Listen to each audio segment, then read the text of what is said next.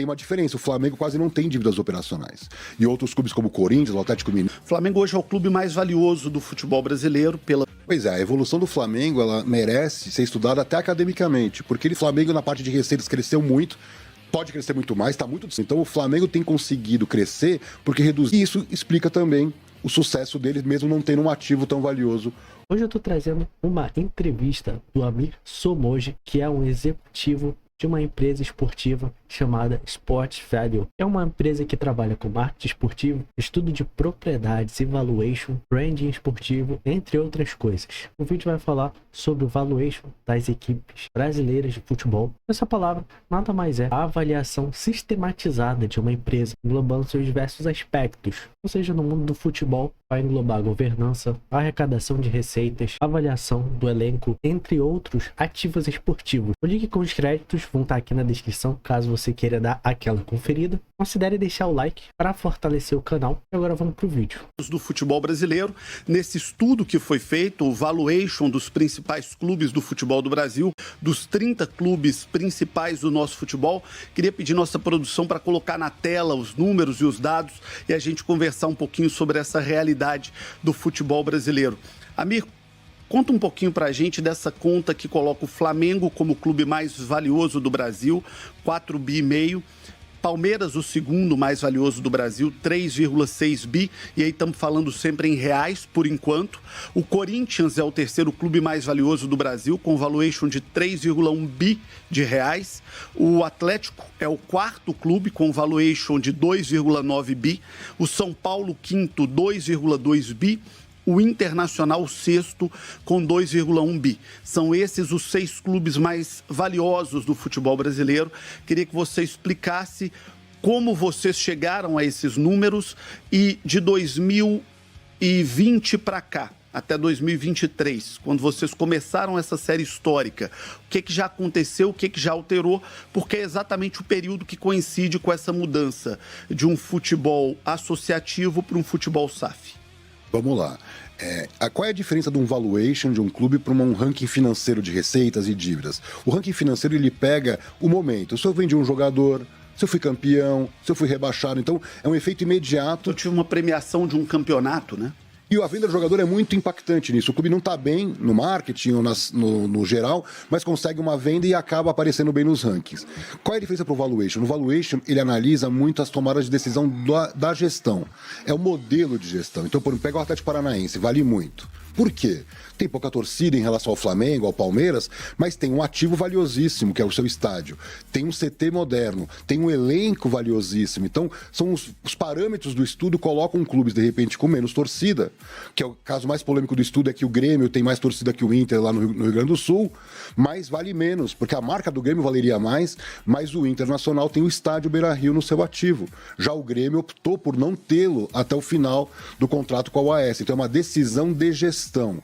Corinthians versus Palmeiras. O Corinthians tem um valor de marca menor do que poderia ter, porque a bilheteria que o Corinthians, por exemplo, arrecada, vai para pagar o fundo. Então o futebol do Corinthians não fica com esse orçamento. Já o Palmeiras, que tem menos torcida que o Corinthians, em tese valeria menos a marca, mas tem uma maximização do Allianz. Então, resumindo, o estudo tenta entender a marca, que sim, tamanho de torcida, dimensão de torcida. Então o Vasco, o Fluminense, o Botafogo, por serem do Rio de Janeiro, tem uma dimensão nacional que clubes de Minas, ou de São Paulo, ou do Rio Grande do Sul não têm. Então eles vão pontuar na marca por isso. Mas se eles não arrecadarem, como, por exemplo, outros clubes como o Atlético Mineiro ou mesmo o Palmeiras, vão ficar para trás. Então são diferentes métricas onde entra o ativo, dinheiro em caixa. Se você comprar um clube como o Atlético Paranaense, tem milhões em caixa. Se você comprar um clube como o Santos, tem muito menos em caixa. Então, esse dinheiro em caixa, mais o ativo mobilizado, aí depende muito de cada clube. Se eu tenho um estádio, se eu tenho um CT. Então, por que o Atlético Mineiro vale tanto? Porque ele tinha um shopping e agora ele tem a MRV Arena. Outros clubes estão jogando em estádios que não são seus, como é o caso do Flamengo. Então, o Flamengo valeria mais se tivesse um estádio próprio, mas foi uma decisão de gestão de jogar no Maracanã sem poder registrá-lo no ativo. Então, resumidamente, seria assim que a gente analisa as variáveis para chegar no número. E aonde entra o fator dívida nesse estudo? Muito bem. O estudo ele tem esse valor bruto, onde o Flamengo aparece com 4,5 bi, e nós descontamos a dívida operacional, porque considerando que a fiscal está negociada no Profut, já tem um orçamento do clube pagando essa dívida, então ela vai zerar. Então, para o investidor, não interessa se preocupar com a dívida fiscal que está negociada, e sim com as dívidas operacionais. E aí tem uma diferença, o Flamengo quase não tem dívidas operacionais. E outros clubes como o Corinthians, o Atlético Mineiro, tem. O próprio Atlético Mineiro, no nosso estudo do ano passado, apareceu com 3,1 bi, e foi divulgado que a SAF foi avaliada em 2,1 bi, que é exatamente o valor líquido que nós apresentamos no estudo do ano passado. Então, tem muita ciência, mas é obviamente que, por exemplo, Curitiba foi vendido por mais do que está no valuation. Por quê? O estádio que está registrado no imobilizado não é o valor lá da matrícula, vamos dizer assim, que vai ser vendido lá na mesa de negociações, mas ele chega no máximo do valor possível. Então, a gente acredita que esse é o valor mínimo que um clube deveria ser vendido, e temos exemplos como o caso do Cruzeiro e do Botafogo, que foram vendidos muito abaixo do valuation que nós tínhamos à época. Vamos passar cada um desses pontos. Vamos começar pelo Flamengo. O Flamengo hoje é o clube mais valioso do futebol brasileiro, pela sua avaliação, e era um clube que há 10 anos atrás estava numa situação desesperadora. O Flamengo era uma das maiores dívidas do futebol brasileiro, questões gravíssimas de governança, até o início daquela gestão do Bandeira de Melo. Como é que você viu e como é que você avalia a evolução do Flamengo ao longo dessa década, para deixar de ser um grande clube, uma grande marca, sempre foi, mas um clube extremamente complexo do ponto de vista fiscal, para ser um clube saudável e hoje o clube mais valioso do Brasil?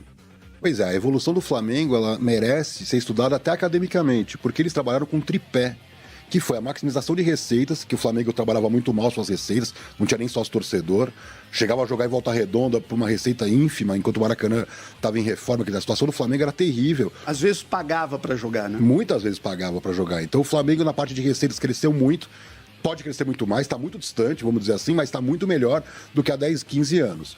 A outra questão, o controle orçamentário, que era uma peça de ficção, né? O balanço do Flamengo nunca fechava no azul.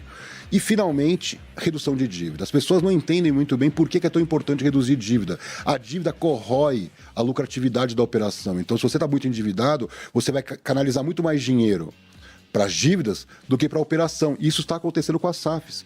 Os clubes que tinham muitas dívidas, pegar o caso do Bahia mais recente, saiu uma matéria recente que o Grupo City injetou 250 milhões para diminuir o endividamento do Bahia.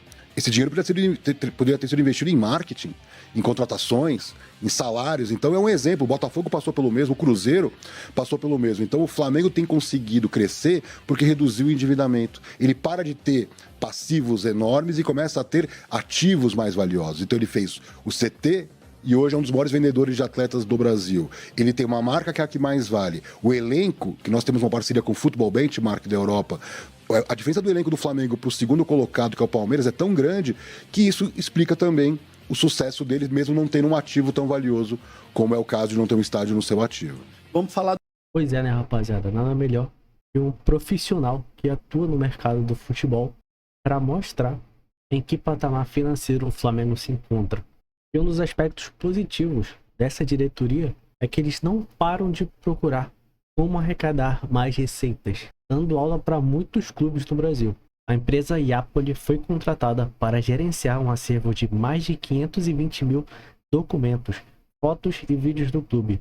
A ideia é automatizar o acervo e negociar com canais especializados como Getty Images, Shutterstock e sites de streaming. Segundo a Folha de São Paulo, que publicou a notícia sobre o acerto, as estimativas da Iapoli são de que 1% dos ativos controlados no acervo do Flamengo equivalem a 9,8 milhões de reais. O Flamengo que se inspirou no Barcelona, que criou um braço especializado em streaming, fotos e vídeos em um segundo só para cuidar de NFTs e colecionáveis.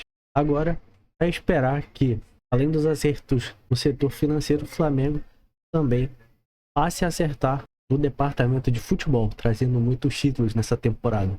Então é isso, o vídeo fica por aqui. Se você gostou, considere curtir, se inscrever e ativar o sino das notificações para mais conteúdos. Obrigado por acompanhar o vídeo até o final. Até o próximo. Tchau.